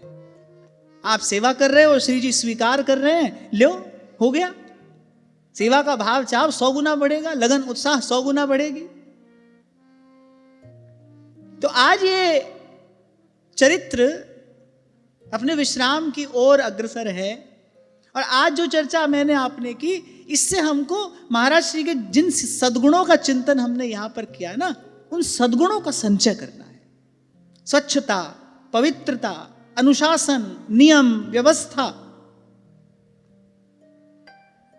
ये सब एक उपासक के व्यक्तित्व का सहज अंग होना चाहिए। अगर वो वस्तुतः उस परम सौंदर्य का उपासक है, हम जिसकी उपासना कर रहे हैं वो तो परम सौंदर्य है। अब मुझे इस समय वो शब्द याद नहीं आ रहे, शायद श्री चाचा जी महाराज की वाणी में मैंने पढ़ा, या श्री प्रेमदास जी महाराज का कोई पद है। शब्द मुझे इस समय ठीक से स्मरण नहीं आ रहे कि प्रियाजू के वस्त्र आभूषणों को संभाल कर, संवार कर, सहेज कर रखना, यह भी एक सहचरी की सेवा है। क्यों? क्योंकि प्रिया जी की जितने वस्तुएं हैं उनके श्रीअंग का स्पर्श होते ही वस्तु तद्रूप हो जाती है। ठाकुर जी के श्रीअंग का स्पर्श होते ही वस्तु साधारण नहीं रहती। इसीलिए प्रसाद में अन्न बुद्धि नहीं की जाती, चरणामृत में जल बुद्धि नहीं की जाती, क्योंकि उसको श्रीअंग का स्पर्श प्राप्त हो गया है। ठाकुर जी को निवेदन कर दिया गया है। प्रभु को निवेदन कर दिए जाने के बाद प्रसाद साधारण वस्तु नहीं होता। प्रसाद प्रसाद है, ना वो सात्विक है, ना राजसिक है, और न कुछ और। वो प्रसाद है, वो गुणातीत हो गया। और इसी निष्ठा और भावना से, इसी को कहते हैं प्रसाद बुद्धि। इसी निष्ठा और भावना से अगर प्रसाद ग्रहण किया जाए तो प्रसाद केवल शरीर को ही नहीं, मन प्राणों को भी तुष्ट पुष्ट करने वाला होता है। सर्वस महाप्रसाद। अरे श्री उद्धव जी तो कहते हैं प्रसाद के बल पर हमने माया को जीत लिया। हे प्रभु, आपके प्रसाद के बल पर हम आपकी माया को जीत गए, आपकी माया से पार पा लिया है हमने, प्रसाद के बल पर। प्रसाद में प्रसाद बुद्धि हो तो यह भी सहचरियों की सेवा है। श्री प्रियाजू की प्रत्येक वस्तु संभाल कर रखना, सहेज कर रखना, सुव्यवस्थित रखना। इसलिए मैंने कहा कि एक साधक उपासक के जीवन में ये सब बातें सहज स्वाभाविक रूप से होनी चाहिए। और मैं कहता हूं जो सबसे मूल बात है वो तो स्वच्छता, पवित्रता है। वो तो होनी ही होनी चाहिए, होनी ही होनी चाहिए। मैंने तो महाराज श्री के मुख से ये सब चर्चा सुनी। मुझे तो पूज्य महाराज जी का एक ही बार दर्शन हुआ, शायद 10 सितंबर को महाराज जी का निकुंज गमन हुआ है ना। 10 सितंबर 2003 को पूज्य महाराज श्री का निकुंज गमन हुआ। और 24 और 25 अगस्त को, 24 अगस्त को वहां अचल विहार में और 25 अगस्त को लालजू की छठी थी, महाराज श्री का यहाँ शुभ आगमन हुआ था, यहाँ पर उनका दर्शन हुआ। तो ऐसे प्रत्यक्ष में तो कोई उनका हमको संग सानिध्य मिला नहीं, लेकिन महापुरुष की जो कृति होती है उससे उसकी वृत्ति पता चलती है। और अनेक संतों के मुख से जो महाराज श्री के विषय में हम आज तक श्रवण करते आ रहे हैं, इससे उनके सामाजिक और व्यवहारिक व्यक्तित्व का भी पता चलता है। और महाराज श्री ने भी कृपा करके हमको उनके विषय में बहुत कुछ बताया। उनके पावन चरित्र को हमने यहां बाद में पढ़ा, पहले आप ही के मुख से सुना कि कैसे ये सब बातें सहज रूप से, नैसर्गिक रूप से उनके जीवन में थी। प्रत्येक वस्तु स्वच्छ हो, व्यवस्थित हो। लाडली लाल जी को पोशाक धारण कराते थे ना, तो ग्रीष्म ऋतु में, उस दिन आप ही मुझे बात बता रहे थे, ग्रीष्म ऋतु में अगर कोई पोशाक आती थी तो पहले उसको हाथ में उठाकर देखते थे कि पोशाक में कहीं बहुत अधिक भार तो नहीं है, सिर्फ प्रिया जी के सुकुमार स्वरूप के अनुरूप ये है ना। माने सौंदर्य बोध, स्वच्छता, पवित्रता। तभी आपसे थोड़ी देर पहले मैंने कहा, अब हमारे लिए बहुत लोग कहते हैं ऐसे रहते हैं, वैसे रहते हैं। कैसे भी नहीं रहते भाई। स्वच्छता, पवित्रता ये हमारे व्यक्तित्व का एक अभिन्न अंग है। आज भी है और कल भी रहेगा।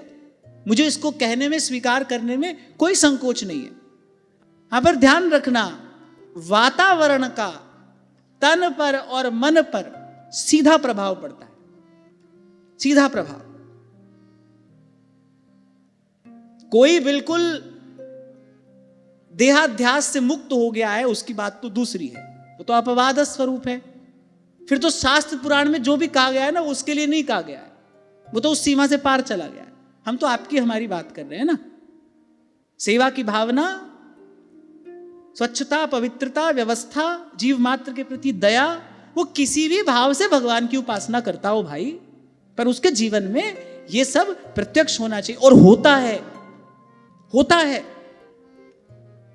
ऋषिकेश की बात है, श्री शिवानंद आश्रम में 2-3 बार वहां पर कथा हुई गंगा किनारे। तो वहां कुछ साधु निवास करते हैं, सन्यासी महात्मा। एक महात्मा की कुटिया में हमको जाने का अवसर मिला। एक महात्मा की कुटिया में हमको जाने का अवसर मिला। छोटी सी उनकी कुटिया, तख्त बिछा था, उस पर जो सूती वस्त्र बिछा था ना, महात्मा बैठे थे, वो सूती वस्त्र जो बिछा था, उसकी स्वच्छता देखकर मन में पवित्रता का आभास हो रहा था। यथास्थान मिट्टी का एक जल का पात्र रखा था। जिस मेज पर पुस्तकें रखी थी, वो भी सबसे छोटी पुस्तक आगे, फिर उससे बड़ी पीछे, फिर उससे बड़ी पीछे। यहां से पता चल रहा था कि महात्मा कितने व्यवस्थित हैं। कुछ देर उनके पास बैठने का अवसर मिला। तो ये बात नहीं है कि आपके पास बहुत अधिक वस्तुएं होनी चाहिए, ना ना ना, इसकी बात यहां बिल्कुल नहीं हो रही है। हमारा तो सिद्धांत ही आवश्यकता से कम, पर जो हो। अरे और हम तो भाई उस परम रूप के उपासक हैं। ध्रुवदास जी महाराज श्रृंगार शत में कहते, लालजू अपनी पिचकारी से जो धार प्रिया जी की ओर डालते हैं ना, बोले बूंद वहीं वहीं पड़ती है जहां जहां चाहिए। अब 42 लीला हो तो मैं आपको वो पद गाकर सुना। बोले उतनी ही बूंद और वहीं पर पड़ती है जहां जहां जितनी बूंद चाहिए। वाणी में ही तो सब रहस्य है। रसोपासना के सब रहस्य वाणी में ही तो है। जब पहली बार पढ़ा था तो ऐसे रोम रोम झनकृत हो गया। अभी बता रहा हूं तो मुझे वही अनुभव हो रहा है। लाल जी पिचकारी से जल की धार, कुमकुम मिश्रित जल है, उस जल की धार प्रियाजू की ओर डाल रहे हैं और कह रहे हैं उस जल की बूंद प्रियाजू के मुखारविंद पर, श्रीअंग पर वहीं उतनी ही पड़ती है जितनी चाहिए। इसीलिए कहते हैं संतुलन जीवन की सुंदरता है। Balance is the beauty of life. और एक और बात, गति के लिए अगर आवश्यकता है तो वो एक ही बात की तो है, और वो है संतुलन। जैसे संतुलन बिगड़ता है, आप गिर जाते हैं ना, आप गिर गए, किसी ने कहा क्या हुआ, आपने कहा बैलेंस बिगड़ गया था इसलिए गिर गए। जैसे संतुलन बिगड़ता है ऐसे आप गिर जाते हैं, आपकी गति बाधित हो जाती है। ऐसे जीवन की गति भी है, जैसे संतुलन बिगड़ेगा जीवन की गति बाधित हो जाएगी। और उपनिषद का मंत्र है चरैवेति चरैवेति, चलते रहिए चलते रहिए, ये गति बाधित ना होने पाए, चलता रहे, बहता रहे, वही जीवन है। और साधु का जीवन तो ऐसा ही होना चाहिए, चरैवेति चरैवेति, चलता रहे, बहता रहे। ऐसे ही गौ माता के प्रति आपका प्रेम अद्भुत था। प्रथम दिन आपको मैंने निवेदन किया था। और गौ माता के प्रति विशेष प्रेम और गौ माता की सेवा में विशेष आग्रह का एक कारण भी था, क्योंकि गौ माता के दुग्ध से ही आपका पोषण हुआ था। बड़ी श्रद्धा और भावना पूर्वक महाराज जी स्वयं गौ माता की सेवा करते थे। यहां लिखा है एक प्रसंग में, एक बचिया, उसका तो महाराज जी से इतना स्नेह हो गया कि महाराज जी के बिस्तर पर ही वो महाराज जी के पास आकर बैठ जाया करती थी,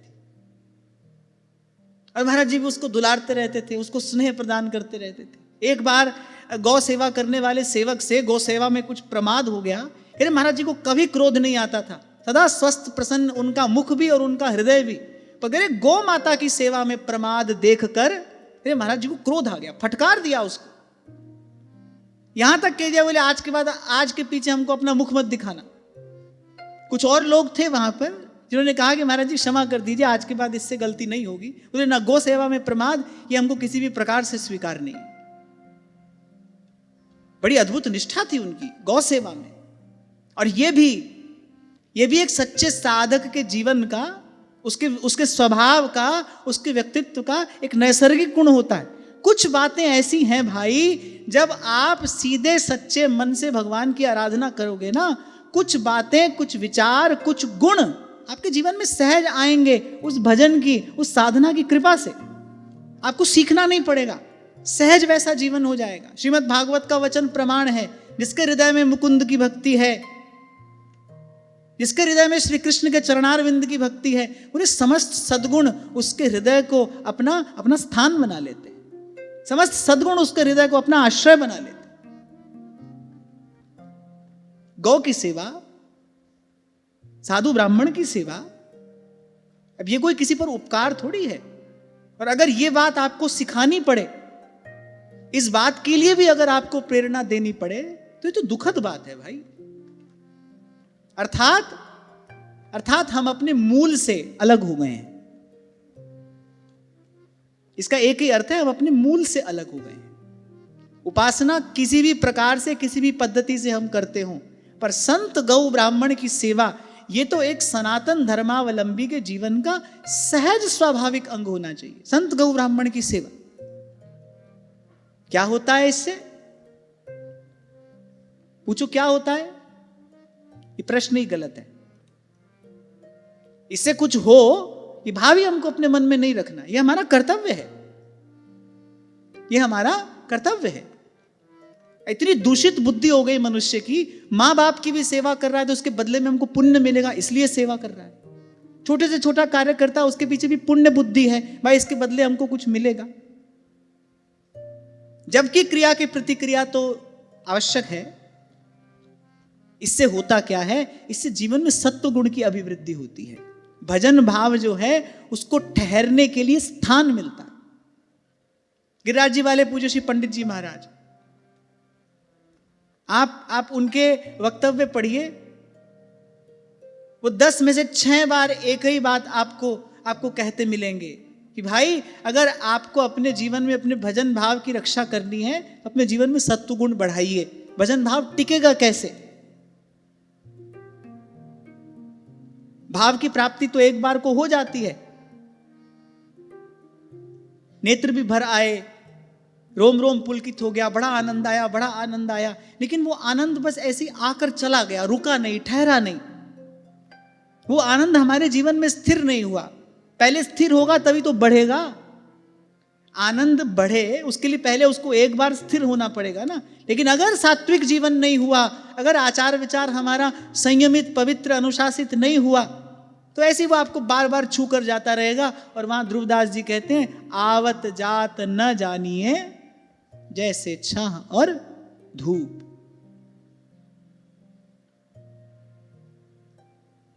तो इस प्रकार बड़े दीर्घ काल तक वृंदावन की शोभा, वृंदावन की गरिमा की प्रत्यक्ष मूर्ति बनकर आप विराजमान रहे। आपके व्यक्तित्व में मुझे अगर कोई कहे कि आपको अगर परमोज्वल कोई गुण चुनना है तो आप क्या चुनेंगे? वो है महाराज श्री के हृदय की उदारता। उनकी अनन्यता कभी भी संकीर्णता से दूषित नहीं हुई। राम मंदिर के प्रसंग में अयोध्या जाने के लिए संतों ने आग्रह किया, यद्यपि उस समय आपका नियम था, एक प्रकार से आपका व्रत था कि वृंदावन से बाहर नहीं जाएंगे, पर संतों ने आग्रह किया, रामलला के लिए झट से वहां पर पहुंच गए। बोले रामलला के लिए तो हम अपनी प्रतिज्ञा छोड़ ही सकते हैं। चतुष्ट संप्रदाय के अध्यक्ष के रूप में आप बड़े दीर्घ काल तक विराजमान रहे। यहीं से पता चलता है कि आपका सब संप्रदायों के प्रति और सब संप्रदायों का आपके प्रति कितना सौहार्द था, कितना स्नेह था, कितना आदर था। यहां तक पहुंचने के लिए बड़ा विशाल हृदय चाहिए। यहां तक पहुंचने के लिए यह सिद्धांत अपने जीवन में सिद्ध चाहिए, आदि अंत और मध्य में रसिकन की यह रीति, संत सभय गुरुदेव है, व्यास ही यह प्रतीति। संत सभई गुरुदेव है, ऐसी निष्ठा उसका आपके जीवन में प्रत्यक्ष दर्शन हुआ।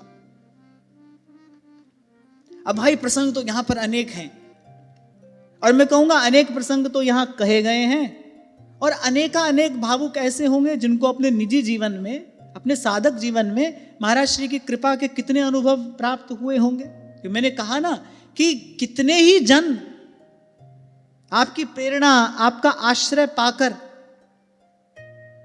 इस रस रीति का प्रसाद पाने में सक्षम हुए, समर्थ हुए, और उनमें से हम भी एक हैं।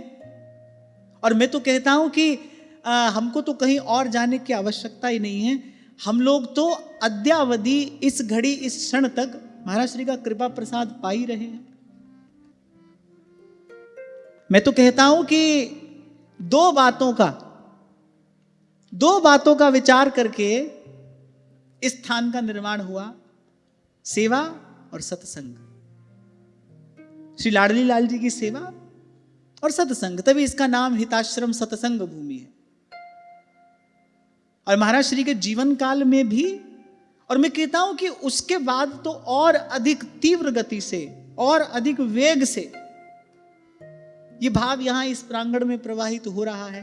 और श्री जी कृपा करें कि ये सदा प्रवृद्धमान ही रहे, ये सदा बढ़ता ही रहे। और क्यों नहीं रहेगा, एक महापुरुष का संकल्प है। जो भी यहां पर आकर बैठता है वो भाई किसी ईंट पत्थर की इमारत में आकर नहीं बैठता है, वो एक महापुरुष के लगाए हुए उस दिव्य वृक्ष की छाया में आकर बैठता है। एक महापुरुष ने एक दिव्य वृक्ष यहां पर लगाया, उसकी छाया में आप और हम आकर बैठ रहे हैं। फिर जब शरीर कुछ वृद्ध हुआ,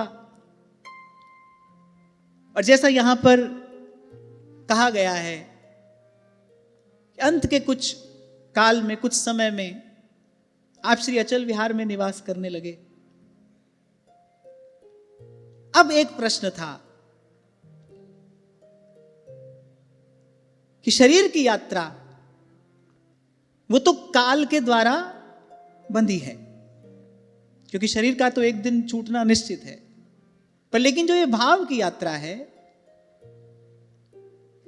ये सुंदर सुव्यवस्थित रीति से आगे बढ़नी चाहिए।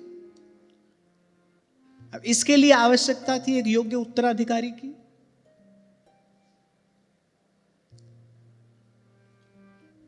महाराज श्री से पहले ये भार किसी को दिया गया, उनकी एकांतिक भजन में रुचि थी, उन्होंने अपनी असमर्थता प्रकट की। आश्रम का क्या होगा ये चिंता नहीं थी उन्हें। वो जानते थे संसार में स्थायी कुछ नहीं है, कल यहां कुछ नहीं था, आज ये बना, कल पता नहीं क्या होगा। जिस स्थान पर आपने अपना घर बनाया है, घर बनाने से पहले वहां कुछ नहीं था, आज घर बना, हो सकता है कल फिर एक समय आए वहां कुछ ना रहे, और ऐसा होता ही है, ऐसा होगा ही। एक योग्य उत्तराधिकारी चाहिए, किस लिए? आश्रम की चिंता नहीं थी। मुझे महाराज श्री कहा करते थे, बोले मुझे आश्रम की चिंता नहीं है, चिंता बस केवल एक बात की है कि मेरे लाडली लाल जी की सेवा कौन करेगा, मेरे लाडली लाल को लाड़ कौन लड़ाएगा, मेरे लाडली लाल, मेरे लाडली लाल, यही महाराज जी की चिंता थी। शरीर तो भाई उसकी अपनी सीमा है, वो अब धीरे धीरे असमर्थ हो रहा था। और अब क्योंकि मैं चरित्र कह रहा हूं तो प्रत्येक बात जैसी घटी वैसी ही मुझे कहनी पड़ेगी। हमारे महाराज श्री पर, पूज्य महाराज श्री की दृष्टि तो थी, लेकिन आपकी इस ओर बिल्कुल भी रुचि नहीं थी। आप एकांतिक उत्कट त्याग और वैराग्य से युक्त भजन साधन में अपना जीवन यहां पर व्यतीत कर रहे थे। सेवा, सत्संग और स्मरण, यही आपके जीवन का आधार भी थे, यही आपके जीवन यात्रा का मार्ग भी, यही आपका लक्ष्य भी था। सत्संग, सेवा और सुमिरन, अत्यंत त्याग और वैराग्य में आपकी रहनी थी। तो आपका तो इस ओर न कोई ध्यान था और न आपकी इस ओर कोई रुचि थी। महाराज जी ने स्वयं ही इसमें अपने भाव निवेदन किए हैं कि कहीं हमको ये भार सौंप ना दिया जाए, इस भय से हम महाराज जी के बहुत निकट आया भी नहीं करते थे, उनके बहुत पास नहीं आते थे, क्योंकि महाराज जी की आप पर दृष्टि थी। उनकी पैनी दृष्टि ने शायद आपको पहचान लिया था, और आप इस भय से कि कहीं मुझ पर यह भार न डाल दिया जाए, मैं शायद इसको वहन करने में समर्थ नहीं हूं। क्योंकि मैंने कहा ना कि भजन एकांत जिन मन समानी, फकड़ रहनी से जो रहा हो, त्याग वैराग्य युक्त जिसका जीवन हो, उसके लिए भाई ये व्यवस्था बहुत अनुकूल नहीं भी हो सकती।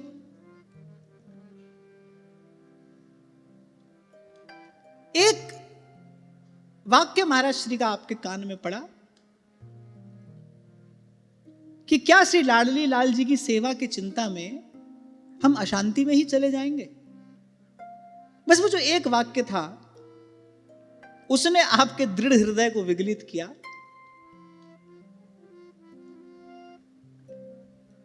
और महाराज श्री आपके हाथ में ये डोर देकर और सदा सदा के लिए निर्भर हो गए, निश्चिंत हो गए। और इसमें कोई अतिशयोक्ति नहीं है। ये केवल मैं ही नहीं, ये तो सभी लोग कहते हैं कि जिस भाव और चाव से, आश्रम की नहीं, जिस भाव और चाव से आपने महाराज श्री की सेवा की, उसका परिणाम आज सबके सामने है। जब से आप आए, उत्सवों की यहां पर झड़ी ही लग गई, और आज के दिन तक वो क्रम चल ही रहा है और आगे भी चलता रहेगा।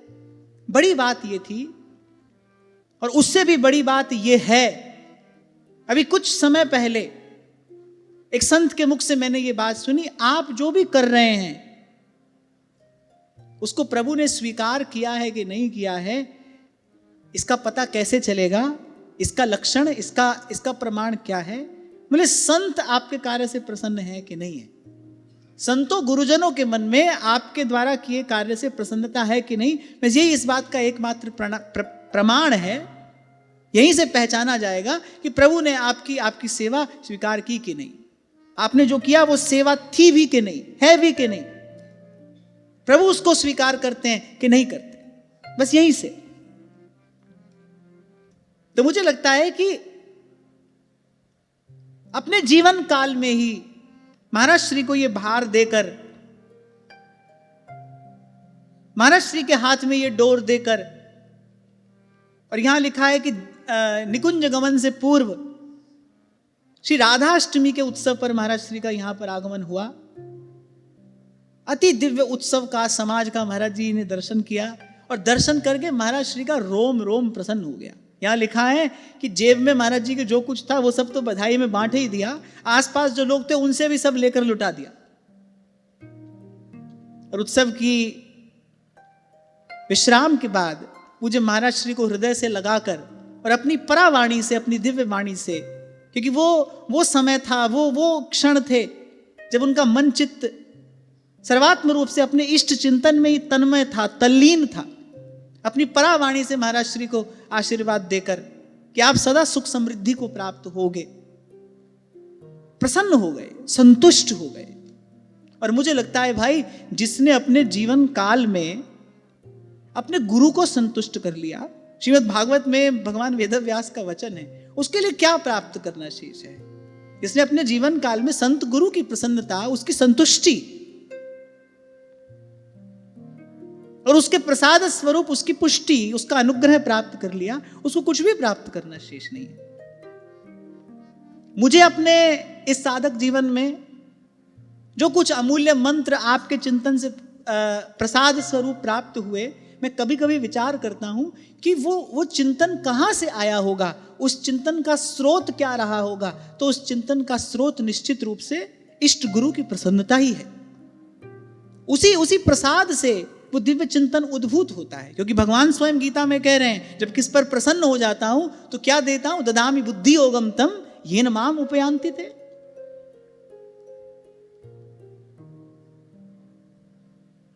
अरे एक रसिक संत के हृदय के तो उद्गार हैं, महाराज श्री यहां पर सन्मुख विराजमान हैं, पर फिर भी ये बात तो मुझे कहनी है, एक रसिक संत के हृदय के उद्गार हैं, श्रीहित दास कृपा बल पाए के, सुख संपत्ति संचित करी। सब कहिए, श्रीहित दास कृपा बल पाए के, सुख संपत्ति संचित करी, अभिलाष स्वामी हितदास की, हित कमल दास पूरन करी। अभिलाष स्वामी हृतदास की, हित कमल दास पूरन करी। उस राधा अष्टमी के उत्सव का दर्शन करके आप पूर्ण संतुष्ट हो गए, पूर्ण निश्चिंत हो गए, सर्वथा सर्वतो भावेन सर्वात्म रूप से इष्ट के चिंतन में तन्मय तल्लीन। उसी राधाष्टमी के उत्सव के 3 दिन बाद बक्सर वाले पूज्य श्री मामा जी का आगमन हुआ। आपके दर्शन को आप अचल विहार गए। पूज्य श्री मामा जी से आपका बड़ा स्नेह था, बड़ी आत्मीयता थी। यदा कदा उनके सत्संग का आयोजन यहाँ हिताश्रम सत्संग भूमि में हुआ ही करता था। नेत्रों में जल भरकर आपने पूज्य श्री मामा जी से कहा, अब हम चलना चाहते हैं। उनके नेत्र भी सजल हो गए। भाई, इस संसार में सबसे दुर्लभ अगर कुछ है ना, तो सीधा सच्चा अनुकूल संग ही तो है। यही सबसे दुर्लभ है, यही सबसे दुर्लभ संपत्ति है। सुंदर संग सब मिल जाता है भाई, यहां ये नहीं मिलता। संत समागम हरि कथा तुलसी दुर्लभ दोय। आपको सुनाया था ना मैंने, किसी ने पूछा कि मार्ग महत्वपूर्ण है या लक्ष्य महत्वपूर्ण है, तो कहने वाले ने बड़ा सुंदर उत्तर दिया, बोले ना मार्ग ना लक्ष्य, बोले संग महत्वपूर्ण है, किसके संग आप चल रहे हैं। और बात भी बिल्कुल सही है, संग अच्छा हो तो कठिन मार्ग भी कब बीत जाता है पता नहीं चलता, और संग अच्छा ना हो, सब सुविधाओं के बीच में आप बैठे हो और पास रहने वाला जो व्यक्ति है, पास बैठने वाला जो व्यक्ति है, उसी से मन में गांठ पड़ी है। आप देखो दोनों के हृदय में अग्नि प्रज्वलित है, कहीं सुख चैन का नाम निशान नहीं है। और वहीं संग अच्छा है, संग अनुकूल है, तो कठिन मार्ग भी कब बीत जाता है पता नहीं चलता। संग महत्वपूर्ण है। और परम श्रद्धेय प्रातः स्मरणीय श्री बक्सर वाले मामा जी, आप भी भाव सिद्ध महापुरुष थे, भाव प्रवीण महापुरुष थे। अनेक अनेक संतों का आशीर्वाद आपको प्राप्त था, आप भी संतों के बड़े प्रिय थे। और श्री स्वामी अखंडानंद जी महाराज तो पूज्य महाराज श्री को कहा ही करते थे, सबके प्रिय सबके हितकारी, सबके प्रिय सबके हितकारी। मुझे तो लगता है साधक जीवन की सबसे बड़ी उपलब्धि यही है कि साधक कभी किसी के लिए बाधक ना हो। सबका प्रेम, सबका स्नेह, सबका सौहार्द प्राप्त कर लेना, क्षमा करना भाई, पर यह सबके वश की बात नहीं होती। ये बड़ा कठिन है, दुर्लभ है ये। सबका प्रेम, सबका स्नेह। श्री स्वामी अखंडानंद जी महाराज कहा करते थे, बोले सबके प्रिय सबके हितकारी। वो तो लाड से प्यार से आपको कहते हित जी थे, हित जी। तो आप सबके प्रिय सबके हितकारी। पूज्य श्री मामा जी आपका दर्शन करने के लिए आए, आपके नेत्र सजल थे। आपने कहा अब हम चलना चाहते हैं। और बस उसी भाव में, यद्यपि आप मित्र थे, सुहृद थे, बड़े आत्मीय एक दूसरे के, पर उस समय जाने किस भाव में आप थे, आपने उनका हाथ उठाया और अपने सिर पर रख लिया। और यहां वर्णन किया गया है कि उसके पश्चात जितने भी संत महानुभाव दर्शन करने आते रहे, सबसे महाराज श्री आशीर्वाद लेते रहे। भाव में भरकर सबका हाथ उठाकर अपने सिर पर रख लेते थे और कहते थे हमको आशीर्वाद दीजिए।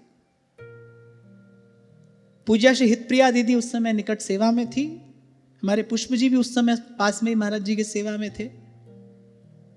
तो बस वो 3-4 दिन के बाद महाराज श्री हितप्रिया दीदी से कहने लगे, भाई संतों के मंगलमय दर्शन हो गए, अब हमको विदा होना चाहिए, रज मंगवाओ। अब उस समय उनके हृदय पर क्या बीती होगी ये तो उनका हृदय ही जानता है। ये बात सुनते ही उनका हृदय बड़ा व्यथित हो गया और वो स्वयं लिख रही हैं कि थोड़ी सी रज लाकर मैंने महाराज श्री के श्रीमुख में डाल दी, लेकिन मेरा मन बड़ा व्यथित हो गया, रोम रोम रुदन करने लगा। थोड़ी रज मैंने उनके सिरहाने पर भी रख दी। फिर महाराज जी बोले तुम मानती क्यों नहीं हो, रज मंगवाओ। तो दीदी ने कहा कि महाराज जी अभी गो दोहन हो रहा है, समीप में कोई है नहीं, थोड़ी देर में रज मंगवाते हैं। उनको शायद लगा कि बहुत अधिक औषधियां महाराज जी ले रहे हैं, शायद उन औषधियों का कुछ प्रभाव हो मस्तिष्क पर, जिसे बार बार हमको रज लाने के लिए कहते हैं। महाराज जी की एक ही रटन लगी थी, भाई हमारे लिए रज मंगवाओ, हमारे लिए रज मंगवाओ। और वो ये सोच रही थी भाई ये कठिन घड़ियां, ये दुखद घड़ियां किसी प्रकार से व्यतीत हो जाए और महाराज जी ये कहना बंद कर दें। पूज्य श्री नागरीदास जी महाराज मंदिर दर्शन करने के लिए जा रहे थे। दर्शन करने के लिए जाते जाते महाराज श्री कुटिया में आए, प्रणाम किया। महाराज श्री ने उनसे कहा कि देखो ये हमारी बात मान नहीं रही है, हम बहुत देर से इनसे कह रहे हैं कि हमारे लिए रज मंगवा दो, अब हमारे विदा होने का समय है, हमें रज मंगवा दो। तो श्री नागरीदास जी ने स्थिति की गंभीरता को कुछ समझते हुए और श्री हितप्रिया दीदी से कहा कि अगर कह रहे हैं तो रज मंगवा दी जाए। अब भाई रज मंगवाने की इच्छा किसकी हो, तो अनिच्छा पूर्वक ही ये कार्य किया गया। रज बिछा दी गई। अब रज में सहज ही कुछ कंकड़ पत्थर आदि रहे होंगे। बड़े भाव भरे शब्दों में पूज्य दीदी लिख रही है, कालक्षेप करने के लिए आटा छलनी से बोले हमने रज को छानना आरंभ किया। श्री नागरीदास जी ने कहा इस पर गद्दा बिछा दीजिए। और महाराज जी एकदम बोले गद्दे का क्या काम, बोले रज का शरीर से सीधे स्पर्श होना चाहिए। और रज में लेटने की उनको इतनी उतावली थी, पहले उन्होंने स्वयं ही अपने हाथ से अपने वस्त्र उतार दिए, केवल कौपीन धारण था। इसी बीच एक और संत आ गए। उन्होंने जब महाराज जी की स्थिति देखी तो वो नाड़ी परीक्षण करना जानते थे। उन्होंने महाराज जी का नाड़ी परीक्षण किया और महाराज जी से कहा महाराज जी आपकी नाड़ी बिल्कुल सामान्य है, आप बिल्कुल ठीक हैं, आप इस प्रकार का हठ ना करें, और जब ऐसी स्थिति हमको लगेगी बोले उस समय हम स्वयं ही रज मंगा देंगे। महाराज जी ने कहा अच्छा ठीक है, फिर एक कार्य करिए, मेरे शरीर में रज लगा दीजिए, मेरे शरीर में भी रज लगा दीजिए, मेरे आसन पर भी रज डाल दीजिए। आसन पर रज डाल दी गई, तकिया पर रज डाल दी गई, महाराज श्री के शरीर पर रज लगा दी गई। उस दिन कहते हैं कुछ भी प्रसाद ग्रहण नहीं किया और शैया पर लेट तो गए, लेकिन लेटते लेटते कहने लगे बोले तुम लोगों ने अपने हठ के कारण हमको शैया पर नहीं उतारा, हमको रज पर नहीं उतारा, बोले लेकिन हमको तो अब लाडली लाल की सेवा में जाना है, हम तो पहले ही चले जाते, यदि तुम हमारी बात पहले मान लेते तो हम तो पहले ही चले जाते। फिर इस घटना के पश्चात फिर उनकी स्थिति सर्वथा परिवर्तित हो गई। नेत्र अर्ध निमीलित रहने लगे, कभी कभी कुछ कह देते थे और साथ साथ ये भी कह देते थे कि जो मैं कह रहा हूं इसको ध्यान देकर सुनो, ये परावाणी है, ये परावाणी है। और बस इसी प्रकार चहु और वृंदावन की रज, क्योंकि श्री देवरा बाबा जी महाराज ने यही आशीर्वाद आपको प्रदान किया था, आपकी इच्छा भी यही थी कि ये वृंदावन की देव दुर्लभ दिव्य चिन्मय रज हमको अंतिम समय में प्राप्त हो जाए। वृंदावन धाम, भाद्र मास की पूर्णिमा, जिस दिन सांझी उत्सव का आरंभ होता है, भाद्र मास की पूर्णिमा, और प्रातःकाल 4:30 बजे श्री हरिवंश श्री हरिवंश श्री हरिवंश कहते हुए प्रियालाल की ये अत्यंत प्रिय, अत्यंत प्यारी, निकटवर्तिनी सहचरी प्रियालाल की निज सेवा में पुनः वापस पहुंच गई।